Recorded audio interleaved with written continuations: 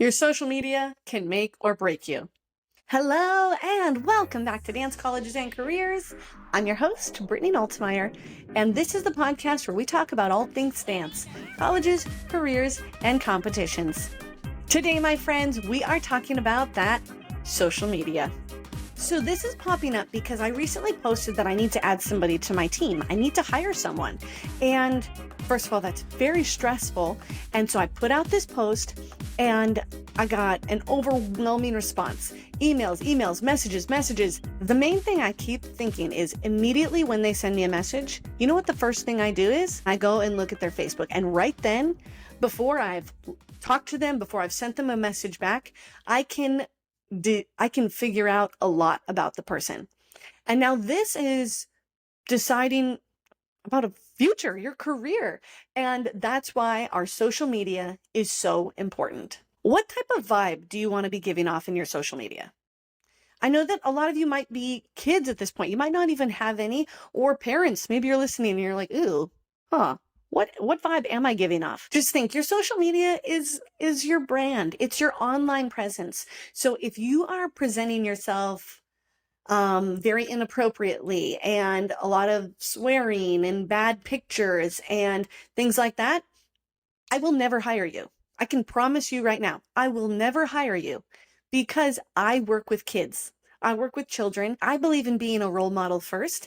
And so I need the people who I work with or who work for me to have that same value.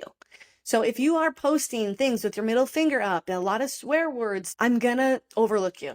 Okay, 9 times out of 10, you'll be overlooked because that's not what I'm looking for. Maybe somebody else.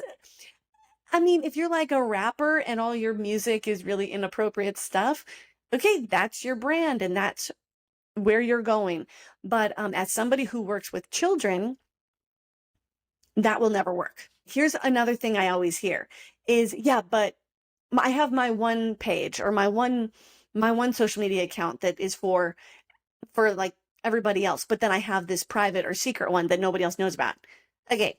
Some people know about it and it's only going to be private or secret for so long. And we are just not in a private online world. We are not. If you actually are concerned about your privacy or your reputation and your online reputation, then you got to take it down. You need to take down those things that are not benefiting you. It seems great and fun and hilarious in the moment, but nothing gets taken down anymore. Everything is there for life. So you just have to think about,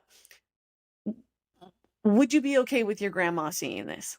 If it's okay for grandma, then it's probably okay for your future employer. And I'm talking about employees because that's who I'm looking at right now. But what if you're in a pageant? Number one, in a pageant, you are aiming to be a good role model. So posting bad, inappropriate things is not being a good role model. What if you are going out for a title and they'll go to your page and they'll see what you've shared with the world.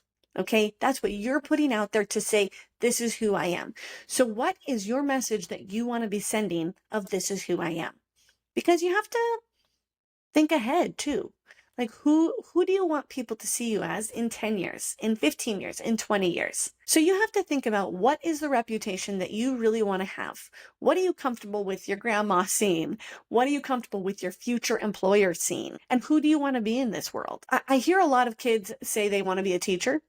Okay. So if you want to be a teacher in any area of life, a dance teacher, a school teacher, then know that in 10, 15, or 20 years, you'll be teaching kids. And think how weird or inappropriate it would be if you went online right now and saw your teacher doing weird things, weird inappropriateness. Yeah, it's strange and awkward. And maybe that makes you see them in a whole nother way. And while everybody has their lives and privacy, it doesn't mean that everything has to be shared on the web.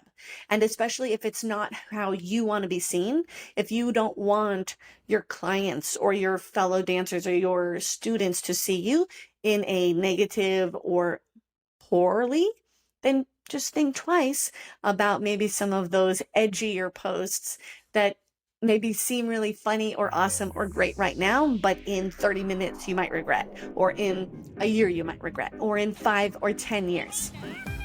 Because you got to think, How would Grandma feel about this? Thank you so much for joining me today on Dance Colleges and Careers. I will catch you in the next one. Until then, be brave, tell your story, and own the stage.